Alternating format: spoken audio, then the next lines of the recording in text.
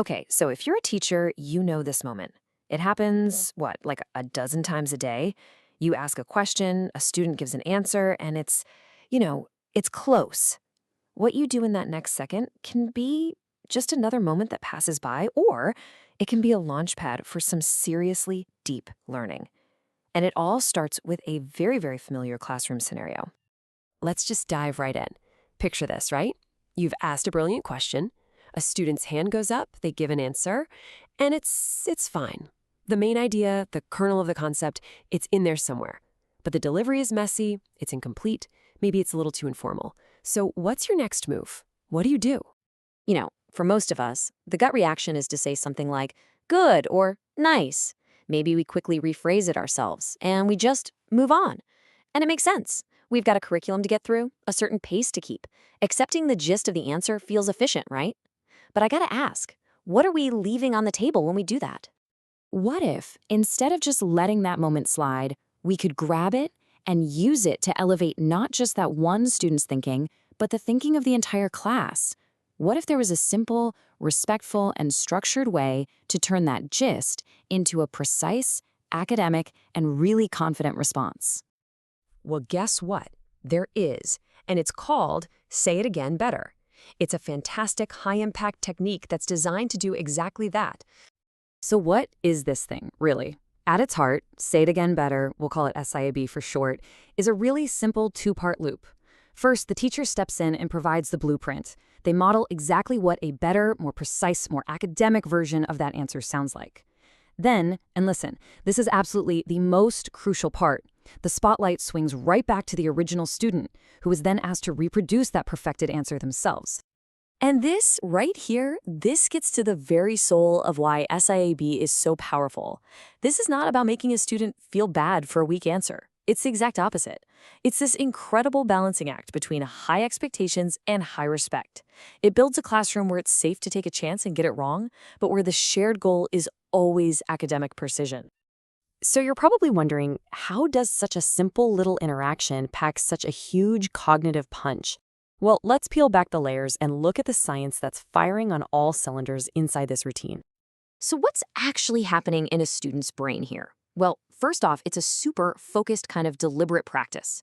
The student isn't just mindlessly repeating words, they're actively rehearsing a more precise way of thinking.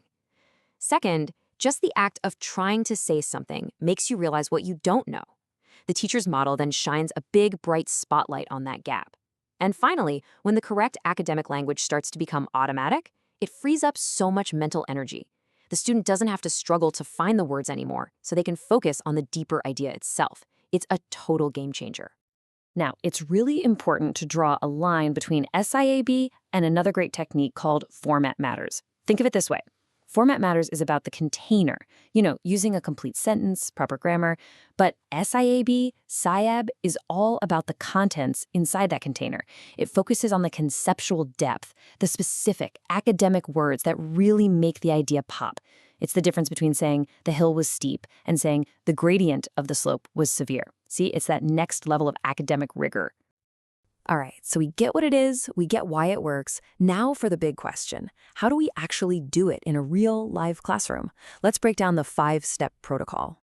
Okay, it all starts with step 1, ask and receive. You pose your question, you get that first draft answer. Step 2 is so important, acknowledge and frame. You validate the student with something like, yes, great start, and then you signal what's next. Now let's develop that. In step 3, you model the correction, giving them a crystal clear, improved version. Step 4, this is where the magic happens. Insist on output.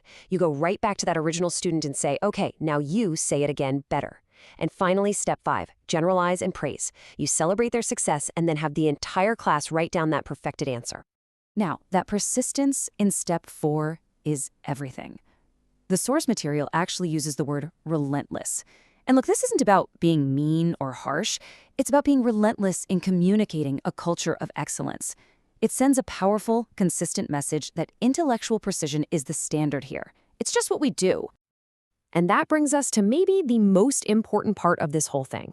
For SIAB to really take root and work its magic, it can't just be a one-off correction. It has to be woven into the very fabric, the very culture of your classroom.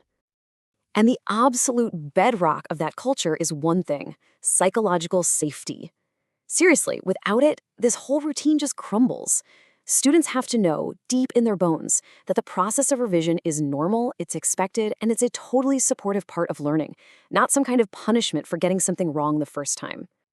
So how do we build that safety? It's all in the delivery. You've got to use a neutral, warm, matter-of-fact tone. Your body language needs to be open and encouraging. Your feedback has to be super explicit and actionable. Not just make it better, but try again, and this time use the word gradient. And you must always, always, always go back to the original student to let them have that final successful repetition. That's their moment. And on the flip side, here are the landmines that will absolutely blow this up. Any hint of impatience, a sigh, a frown, a look at the clock, that can shut a student down instantly. Vague feedback like, "that wasn't clear," is totally useless. Ignoring the little errors to save time just signals that precision doesn't actually matter that much. And maybe the biggest sin of all is letting another student jump in with the final answer. That completely robs the original student of the chance to internalize the learning and, most importantly, to feel successful. When you get this right, you completely normalize revision. You build a classroom where every single student understands that first drafts, whether they're spoken out loud or written on paper, are just starting points. The real, deep learning happens in the refinement. Now, I know what you might be thinking. This sounds like it takes up a lot of time for just one student. But here's the beautiful thing about it. This isn't a one-on-one correction. It's a 1 to 30 teaching moment. So how does it become a moment for everyone? It all comes down to that final step, having the entire class write down the perfected answer. That's the leverage point. That's how you take a single interaction with one student and use it to upgrade the collective understanding of the entire room, setting a new, higher bar for what a quality answer sounds and feels like. So, we'll leave you with this thought to chew on. We talk all the time about raising standards and pushing for more rigor. But what if the most powerful tool we have is simply perfecting the art of the do-over? What if asking a student to say it again better is actually the kindest, most respectful, and most effective way to help them reach a standard they didn't even know they could achieve?